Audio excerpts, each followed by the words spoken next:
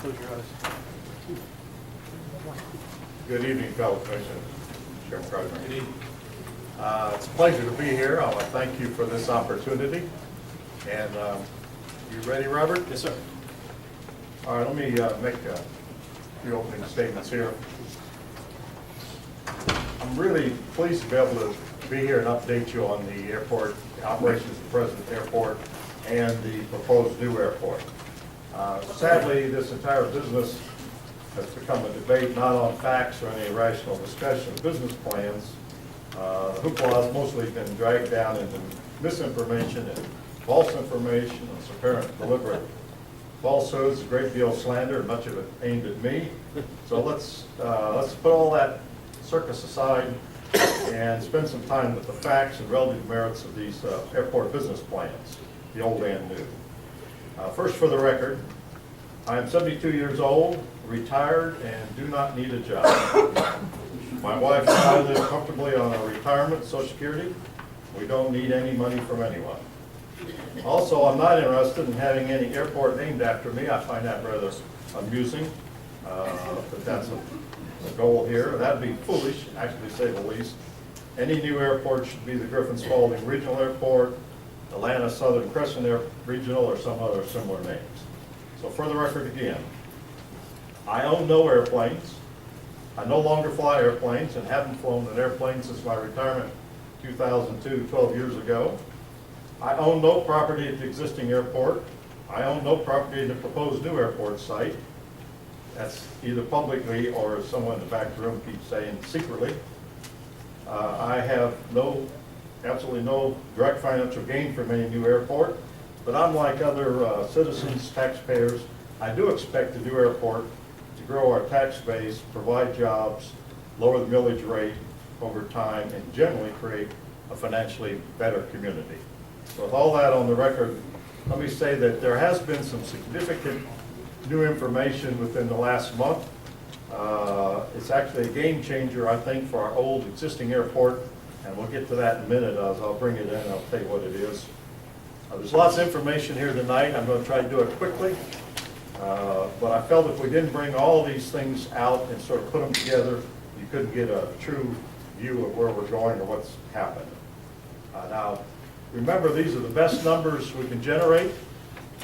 We do not have anything other than a concept. We got a picture on a map.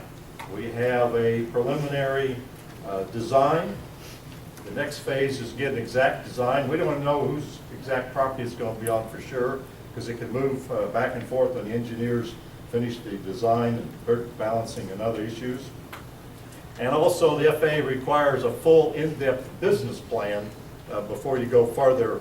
That's part of the next step. So this proposed or draft business plan, if you will, they have seen that, but that's just a draft one. They're okay with it, but we have to go forward for a full business plan before the final commitment. So again, this is the best numbers to date. One of the reasons we're doing this, obviously, is for jobs. And this is a $63 million project. That's a basic estimate at the moment. Only $6.3 million comes from local money. The rest comes from federal and state transportation funds. And we know that transportation always drives economic development. Always. Anybody, you, I assume all of you have gone to economic development training, commissioner schools, and transportation is a key economic developer. 90% of this comes from designated transportation and aviation funds, only 10% from the local community. And the reason, one of the reasons that's done is because if you go out and build a sewer plant, for instance, decide you want to put in a sewer plant, 5 million gallon a day sewer plant today would cost you about $40 million, around $8 million in 1,000 gallons a day. I think it's 1,000 gallons a day, not million gallons a day, 5,000 gallons a day. So if you did that, it cost you $40 million, and you would be lucky to get your money back in 30 years. The state doesn't pay for your sewer plants and water plants. You have to carry that yourself. However, in transportation project, roads and airports, they fund a great portion of it because it's an economic development driver for the state and for locally. So they're going to pay 90%, we pay 10%. These are some views. This is, the top one is Paulding Airport and their new terminal. Down here is Falcon Field on the left, the Peachtree City. On the right is Thomaston, their terminals. Over here, we have Eastman, Cherokee County Airports, and Noonan. And down here, our Podunk little terminal building in Griffin, Georgia. So, here to tell you, as a community, we are not putting a best face forward for people who come forward with industry and development and business. These other communities have stepped up, built a front door to their community and an airport and a terminal that makes them look like they are prosperous and want to do business. Here's just a concept of a terminal. Shows airplanes in front of it for just a happy picture. All right. The 2011 Georgia statewide airport economic study was done, commissioned by the state at some considerable expense. You want to? Oh, so I got the chair. Okay. Here's what aviation means to the state of Georgia. It supports a total of 471,000 jobs in the state of Georgia. The total payroll connected to airports in the state is almost $18 billion. And the total economic impact from Georgia airports and aviation, $62 billion. Back up here. Make a comment. I put these up because when we're talking about airport and a new project, what we're really talking about is jobs and money. And airports are a huge business in the state of Georgia and support hundreds of thousands of jobs. Now, if you look at the latest Georgia Trend magazine, up to date, it's embarrassing to say that Spalding County has the lowest per capita income of any of the metropolitan Atlanta counties and has the highest unemployment rate. So obviously, we are not faring well compared to other neighbors here in the area. So I bring this up, mega industry in the state of Georgia. A little history. Way back in 2008 when we embarked on this path, we had a joint city-county meeting, and the city and county both voted to approve of what's called S3, which is Site Selection Survey. Came in 2 phases. We moved forward with it. Both sides put up their money.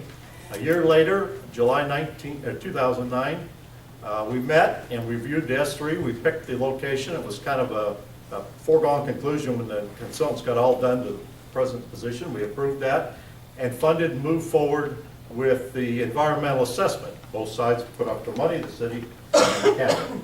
Next slide. The first phase of the S3 was a preliminary $74,000. The second phase, where they honed down to a couple of real sites, and one came out much better rated than the other, was $165,000. Both boards voted to move forward with a second environmental assessment. That's all done. We are clean environmentally. There are no noticeable environmental impacts. So to date, city and county have spent $600,000 on this. Now, 90% of that is reimbursable by the feds as we move along. So $539,280 can come back to the city and county by continuing the process. That's over $500,000 we have sitting there, we have a credit for, and we can collect if we continue the process. When we originally started, there were 3 general categories. The current airport, continue it. It has a 30,000-pound pavement strength. This means only little airplanes can be on it. We can only accommodate about 50% of the general aviation fleet, basically the little props. If we expand the current airport runway, we could get 4,750 feet, same runway strength. We could get 65% of the existing general business aviation fleet. If we build a new airport, 5,500 foot, and a 75,000-pound runway, we can get 94% of the general aviation business fleet. This is our marketplace, the business.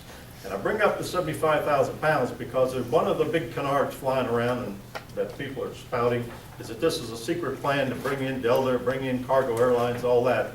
A 75,000-pound strength runway only accommodates small business jets. Even a little DC-9, of a pretty small little commercial airline in the old days, weighs over 100,000 pounds. So you can't bring in airliners at a 75,000 pound runway. We didn't have a cost to those 3 options, but now we do.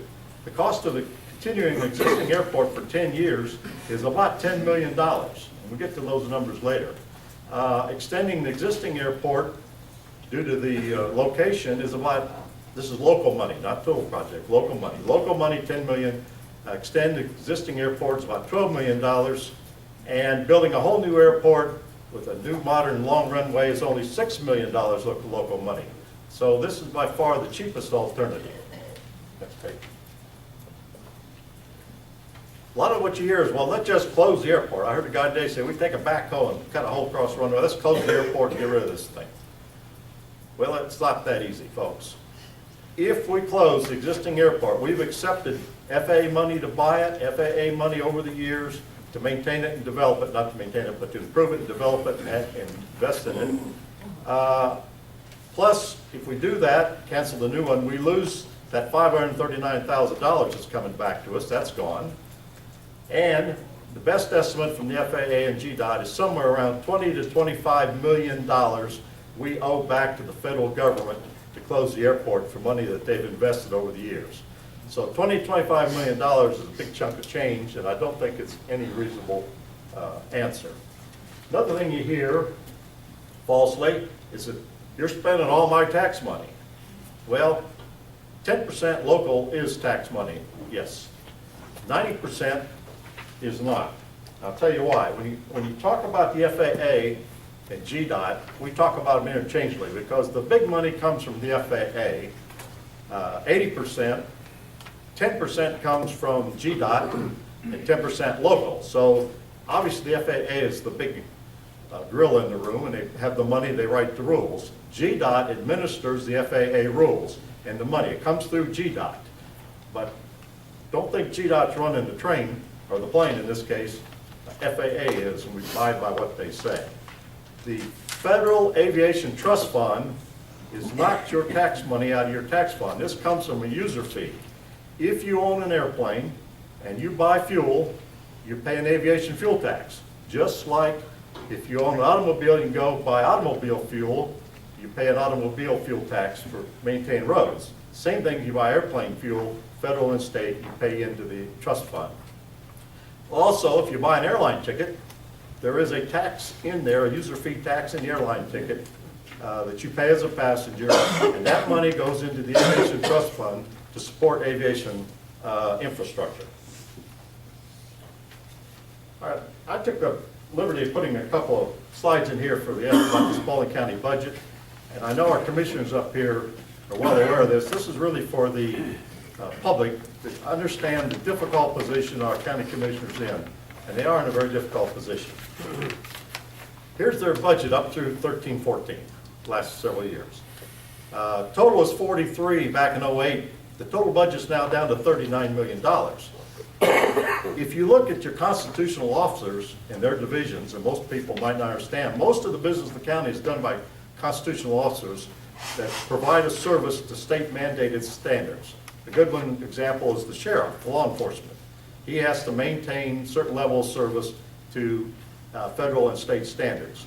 If you look at the sheriff's departments, in 08-09 it was 13.9, basically $14 million. The sheriff today is $14.2 million. The sheriff has done a good job of trying to hold the line on cost, but it's always going to go up because operating jails and police department is expensive and it gets more expensive. So I think the sheriff's done a wonderful job of trying to hold the line, but those are not going down.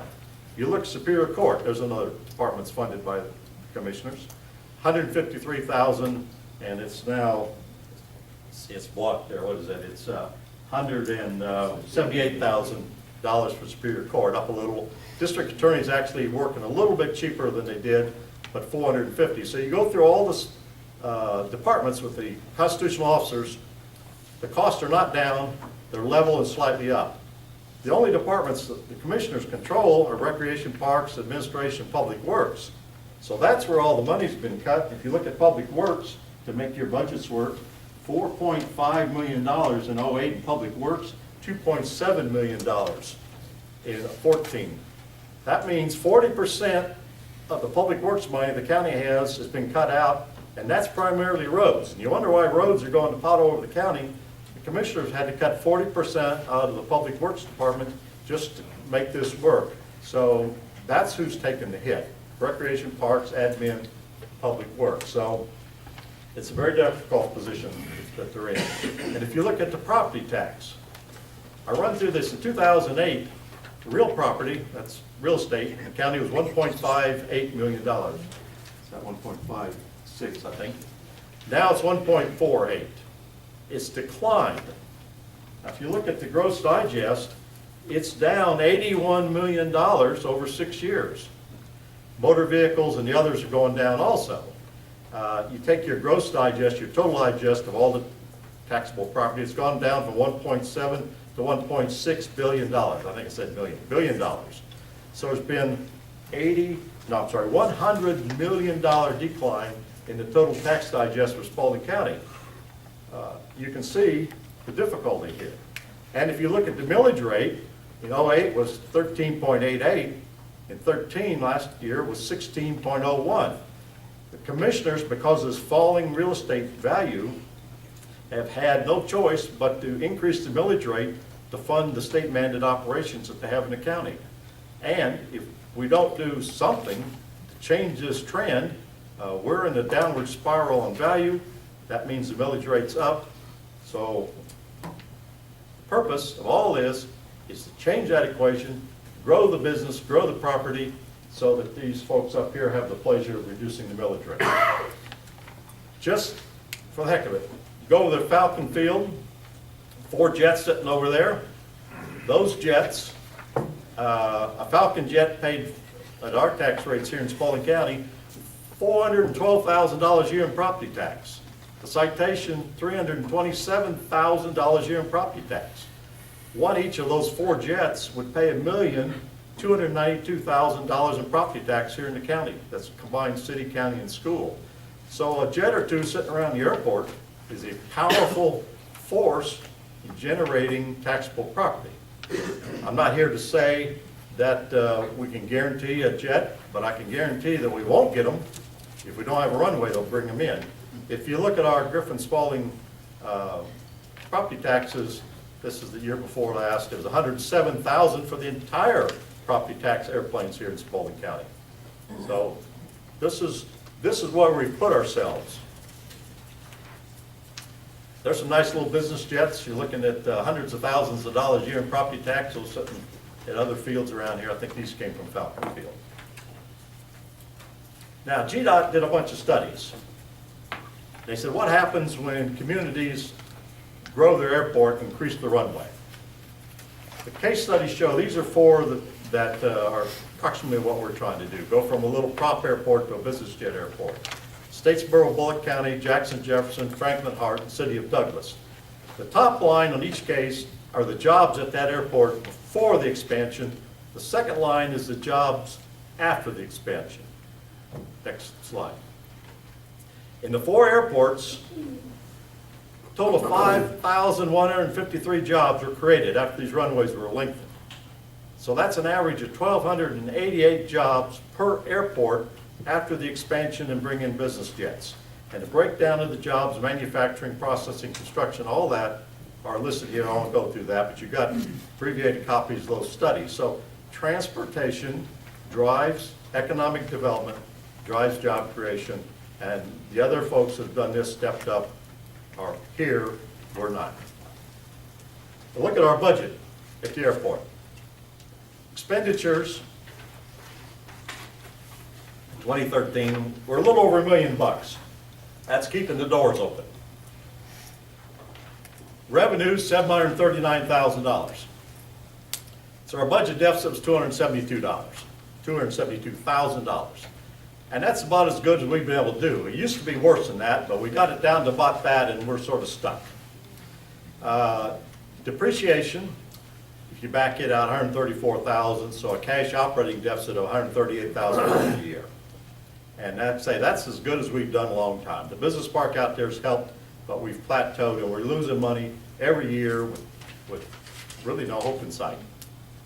Each year the county pays to the walking park for rent on the walking park at the airport, $91,000 a year rent.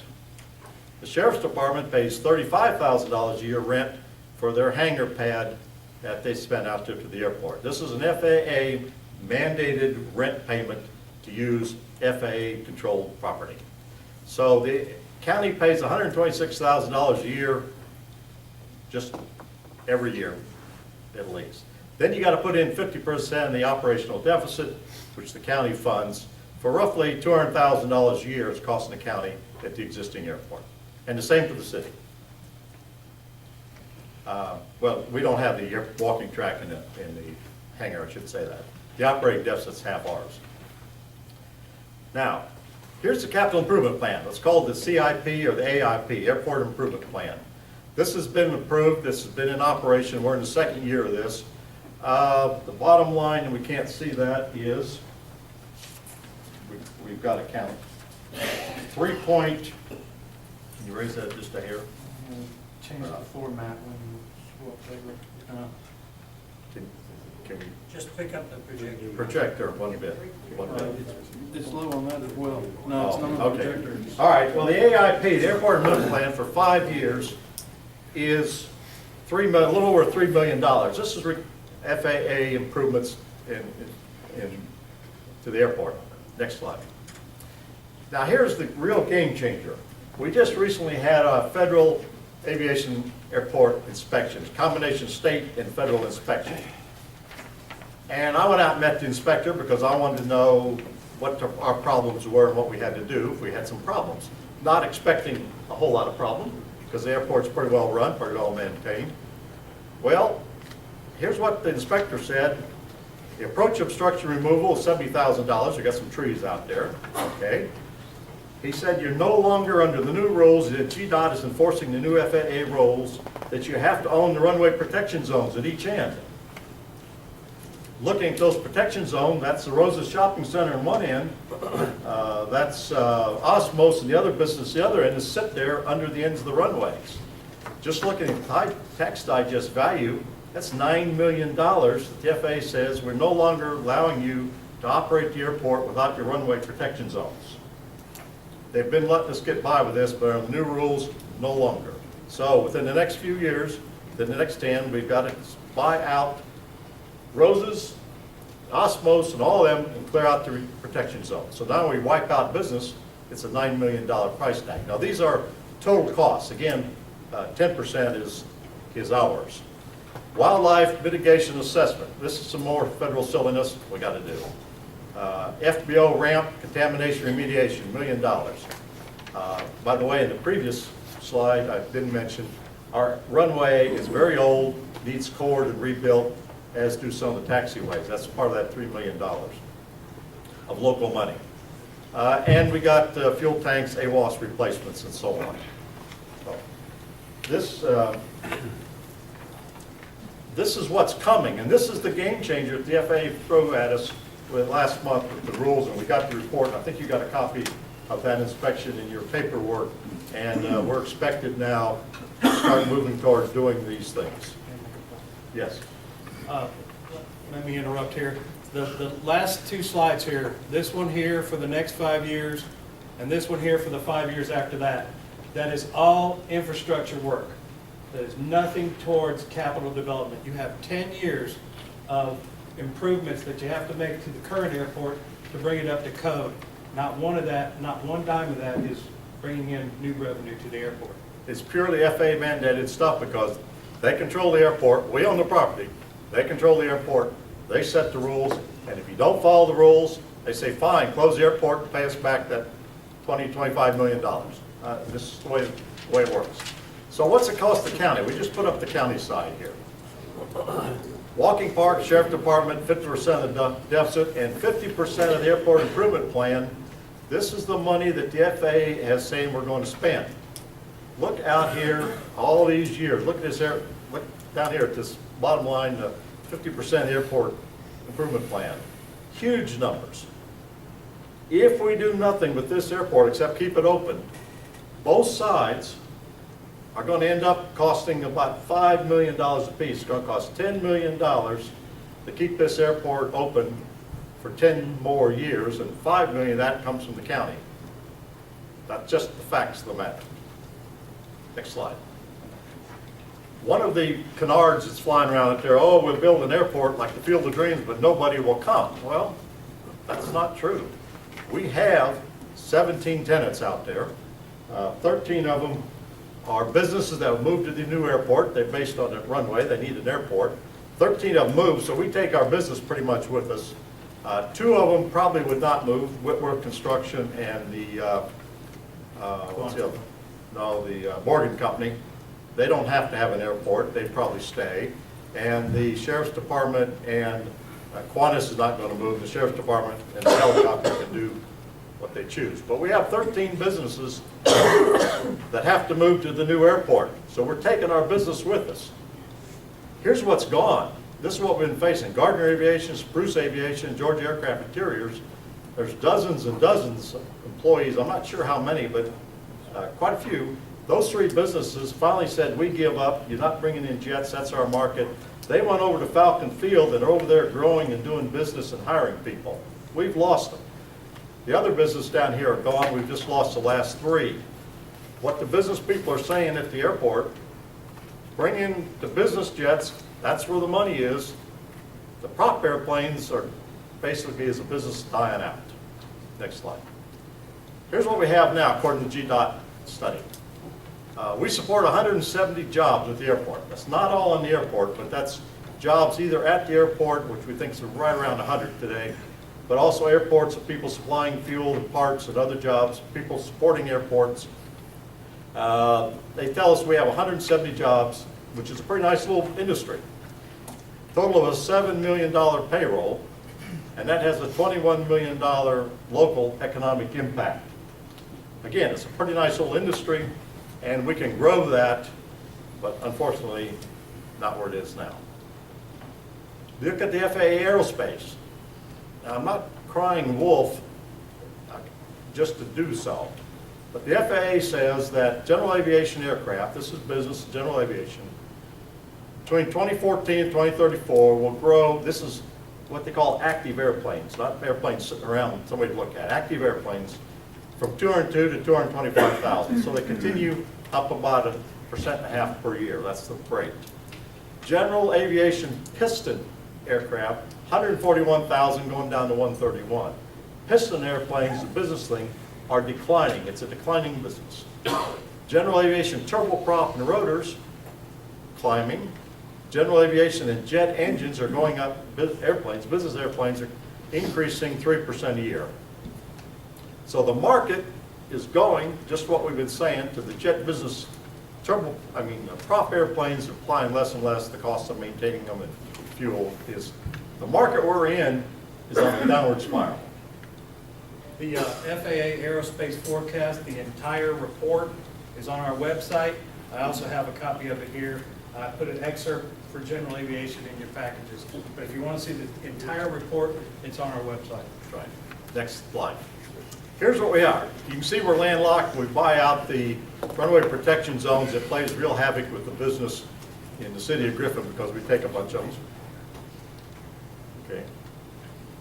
Down here is the Roses Shopping Center, Osmos, and those other businesses. All those have to come out per the FAA. No longer can we do without our runway protection zones. There's the runway protection zone. See them? That's the $9 million the FAA says you got to buy out and no longer get by without it. Now, is that the full protection zone that they want, or just a small portion of what they want? No, that's what they want, right there. Now, if you go to a new airport, the proposed new airport site, it's all designed in that relatively sparse area out there. Those are the runway protection zones. They're already built into the new airport design. So we have that. You see the pink lines here? This is the old airport, the 3,700-foot runway. That's what relative size. The new airport has runway protection zones and the new standards. I didn't mention one of the standards that we now can't pass on the FAA approved is the distance between the runway and the taxiway. It has to be 250 feet, I believe that's the number. And we're about half of that. So the new airport's all designed to the modern standards. So once that's built, we no longer have any FAA changes or violations. It's built to the new standard. And when you talk to, this is a statement we saw one time by the former Department of Transportation Director of Georgia, says, 1 mile of road gets you down the road 1 mile, 1 mile of runway gets you anywhere in the world. And if you're competing on a world stage, and what industry, like people keep saying, we need industry, we need jobs, this is the heart of it. Airport is what ties you into the world and the business world. Now, one of the things you hear, and this one, You want the spreadsheet? no, let me go, I'll go this one. Okay, spreadsheet next. Yeah. Okay, I'm sorry, spreadsheet's next, I'm sorry. Let's look at the business plan. Now, we know the existing airport loses a lot of money and will continue. You move to the new airport. This is put together by the financial consultants, part of the LPA group, and been run by the FAA and GDOT. They want the full business plan before we go to the final construction, but this is the one that they have approved so far. If you go to year one, I can't see here my distance, let me see. Yes, there's your ground leases and everything else. Go the other way. Up or down? Down. Okay. Basically, if you look at this, 736, we're going to take a little hit on our revenue the first year. We're at more than that now, but as our businesses are moving out there, that starts to pick up. So we have an estimated first year revenue of 736. And if you go down here, here's the key. This is one of the game changers. Right now, we don't own buildings at the airport. We lease the land. And the FAA no longer allows you to lease land like we're doing now. It's no longer legal. In the future, if you sign an FAA lease, you can lease the land, but at the end of the depreciation period, which is roughly 40 years on a building, it reverts to the airport. So as these buildings are built, we don't own them. After 40 years, we own them. That's the rules, after they're depreciated out. So the only thing that stands for us in real profitability is some hangars, some buildings we own. So we put in 10 T hangars, and there's the loan for the 10 T hangars. So even including a loan from the airport authority to build some T hangars to lease out, and we've got enough to fill 10 T hangars already. We have enough people wanting airplane T hangars that we can fill those. And there's our payment every year, $225,000 a year for a loan for T hangars. As you can see, even with the loan payment for some T hangars and the rent they generate, our loss for the first year is only $67,000. And we've truncated this. We don't show every year, but you'll see by 5 years, it's even dropped down. By the 9th year, we're making money, 10th year more, and it grows radically from there on. So once we get the T hanger loan paid off, it goes bigger all the way along. And let me look at my notes here a second. So we don't need any public money to build hangars with. It's factored in there. The other thing that you hear, I'm sorry, go back to that spreadsheet, man, can you? Sorry. The other thing you hear is, well, you don't have a terminal and we're going to put that on the taxpayers. No, I don't want to do that. We can easily operate the first few years as we work our business plan and become profitable. We can easily work it out of one of those modular rental type office buildings, or double wide, if you want to call them, whatever you want to call it. But if you look out here a few years down the road, we're starting to make pretty good money from this because of the way the building leases work. So we can easily, down in this area after about 9 or 10 years, our plan is to build a terminal and let the airport pay for it. Also, and this is something that's not understood, when the airport transfers to the new airport, the existing airport becomes ours. It's a estimated $7 to $10 million piece of property sitting there, Seward business property. That airport's ours, we own it. That assurance that's on that, the FAA has, transfers to the new airport. We have the existing airport and all that land free and clear, which we can sell, lease, do whatever we want. So we'll end up, we spend $6 million on a new airport, we end up at the end with a $7 to $10 million piece of property ours. The airport becomes ours, the old property. And it's, like I say, it's already sewered, ready to develop, it's sitting there. So we can sell off that airport in pieces to it or lease it, and that money goes into the airport fund to help build the terminal, build more hangars, whatever we want to. Now, one of the things you hear, the big canards is, well, we don't want that stinking airport, let's put it over in Jackson County. In fact, the guy told me that very word. He said, we don't want that stinking airport, put it over Jackson and Butts County. I said, why? He said, well, let them deal with it, let them put up the money. I go, well, first of all, it means you don't want the jobs, you don't want the tax base and the business in Spalding County, you want to send it to Butts County. But even more importantly, this is eastern Spalding County right here, and that's western Butts County.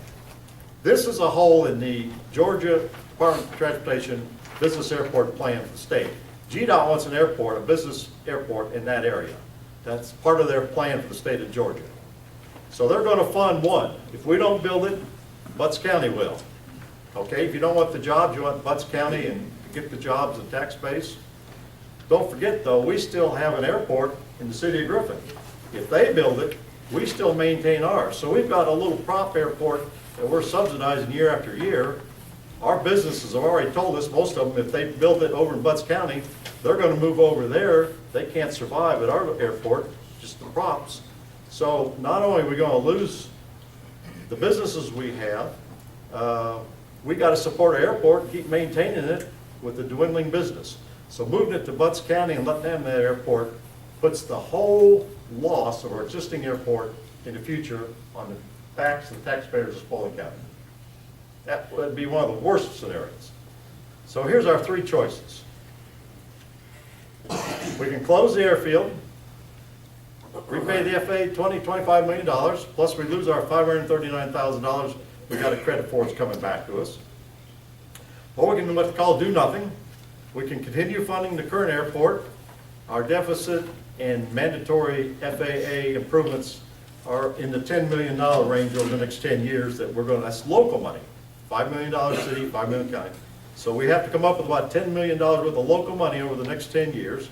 Plus, we still lose our $539,000 that we've already got coming to us from previous studies. Or we can build a new modern business jet friendly airport for $6 million.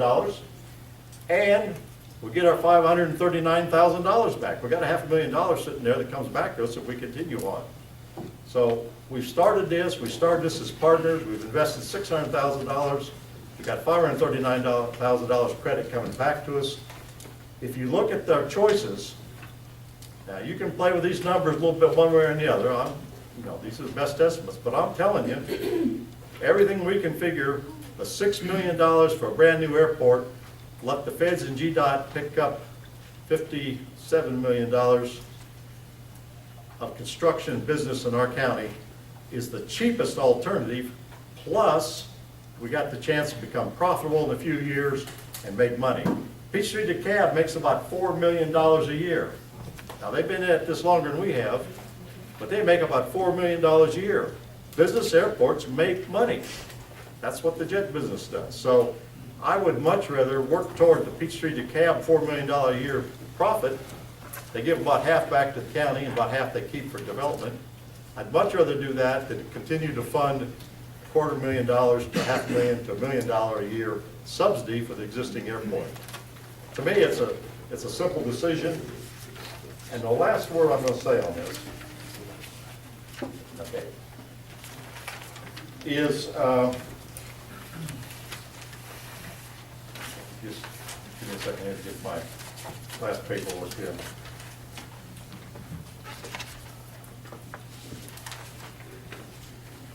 I'm going to end with this. I know it's been a long time. So we have the three very different options. This is the only three options. The new airport's the cheapest option, plus it's the only profitable one. But let me say this. We have a history in Spalding County of missed opportunities. And folks will back here and tell you I-75, Gordon College, Air Force Academy, there's a whole list of what I call missed opportunities.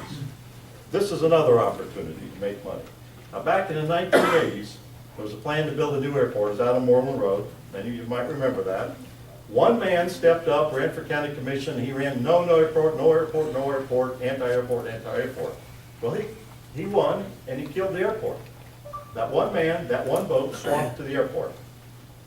Well, if we'd have built the airport 30 years ago, we'd have been in the profitable range now. We wouldn't be having this ridiculous conversation about losing money and building a new airport.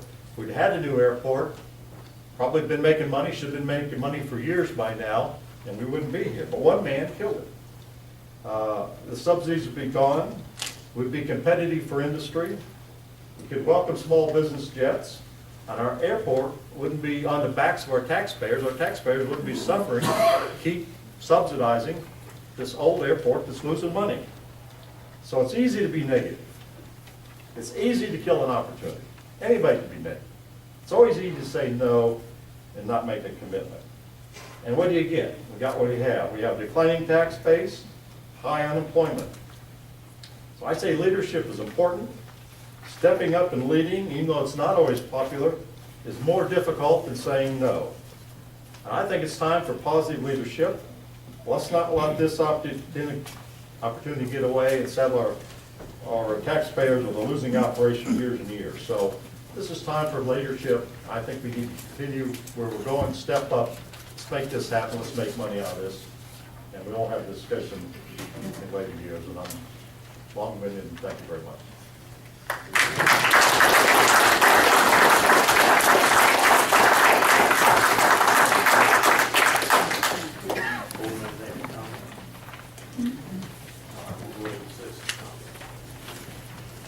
Next item on the agenda is citizen comment.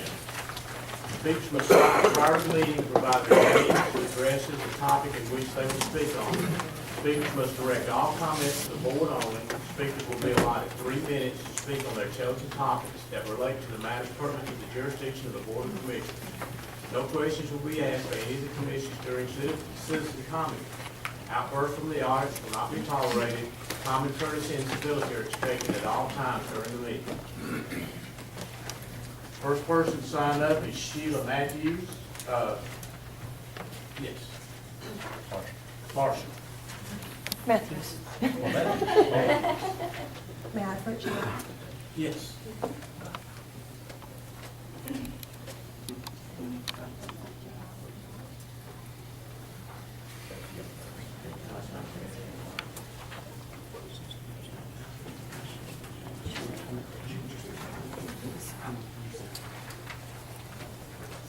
And what I had to say is as much for y'all as it is for them.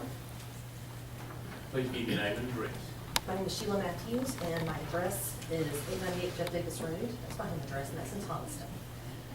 I am the managing editor of the newspaper, and wanted to let y'all know it has come to my attention that the article entitled "Latest Proposed New Airport Footprint Includes Land Owned by Commissioner's Relative," which was printed in the March 27th edition of the Grip, contained a factual error.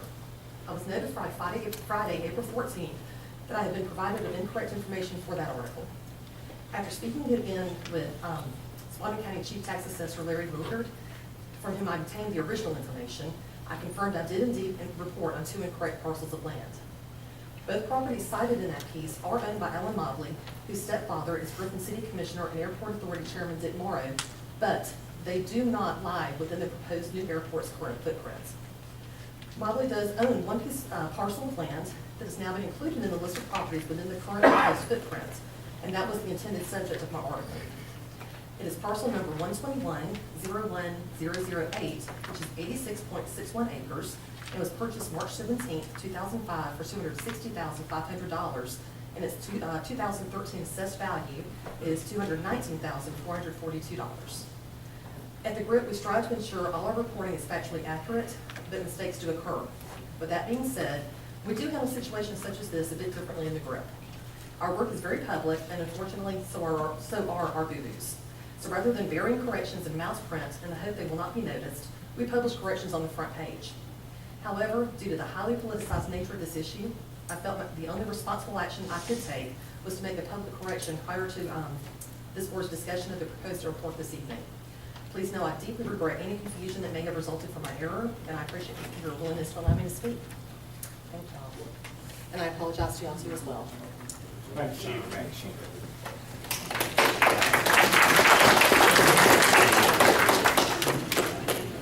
Next person signed up is W.J. Courtney. I've forgotten the slideshow. I was impressed with the presentation. I was almost wholeheartedly against this proposal when I arrived in this building. Please give us your address, Mr. 122 Pine Avenue Southwest, Griffin. Thank I you, live in Raymond Ray's district. Thank you, sir. I still have reservations. I'm a retired insurance agent, and I've been to many meetings where slides were presented and all kinds of statements were made that would wow many figures, many minds.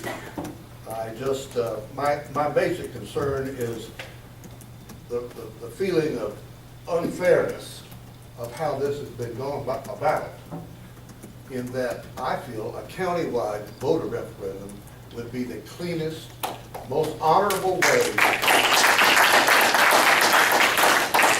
to resolve this. And I have an open mind for the county to prosper, and I don't have a personal animus to anyone and their point of view, because there are good points of views throughout this room.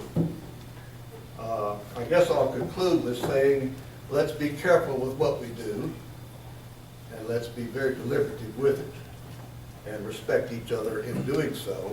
But I'm somewhat adamant on that voter referendum. I think that would take the political heat off of the commission.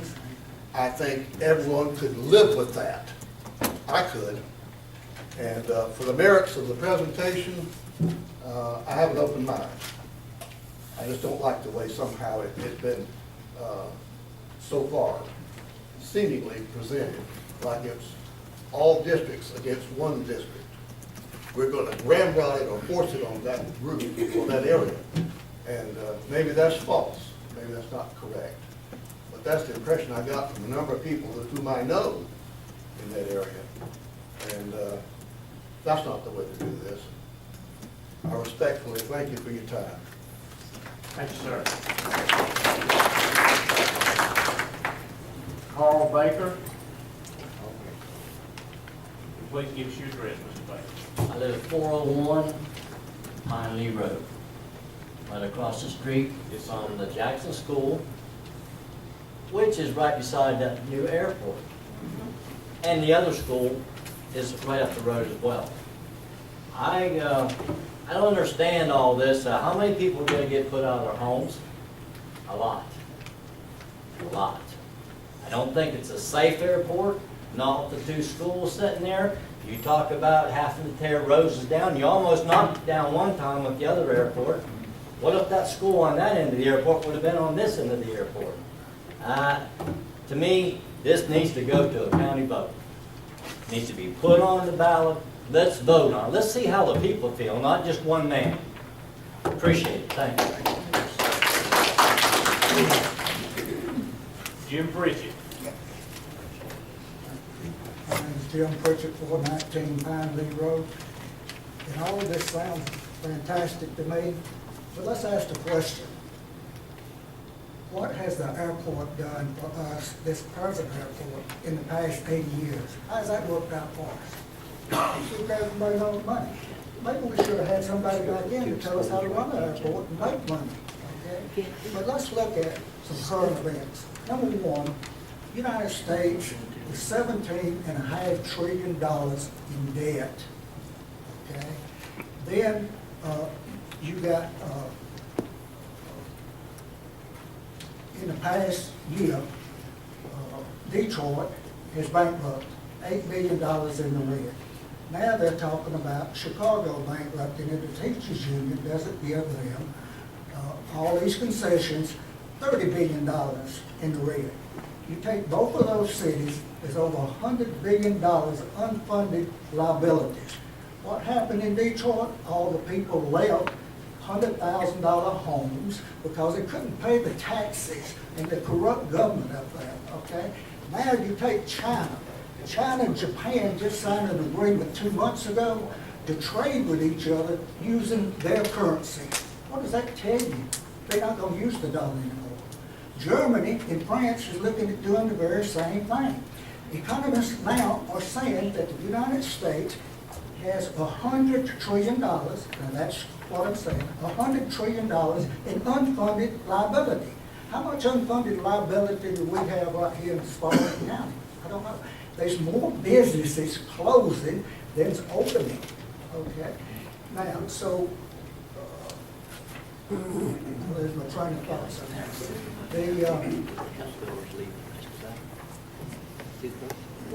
What is happening with, down here with, I can't think of the name of the place.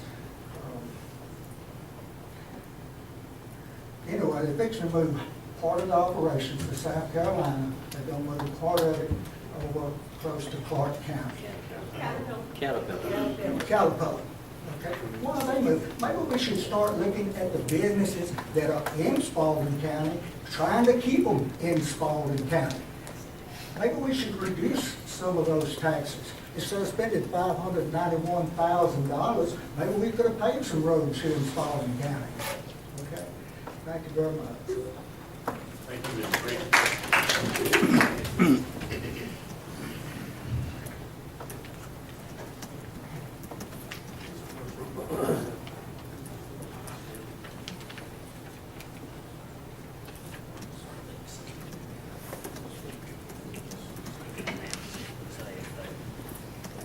Fifth person to sign up, Mark threw their name. I just want to make sure because they didn't go all the way through. Piper Mole. It was meant to go all the way through. Okay, so, all right. Just wanted to make sure we didn't skip over Oh, no, somebody. I'm good. Molly Pruitt.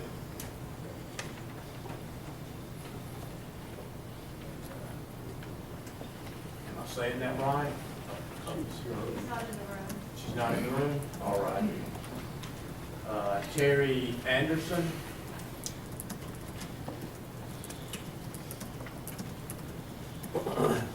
Hello, Terry Anderson. I'm with Flyboys Flight Centers at Basic Griffin Airport.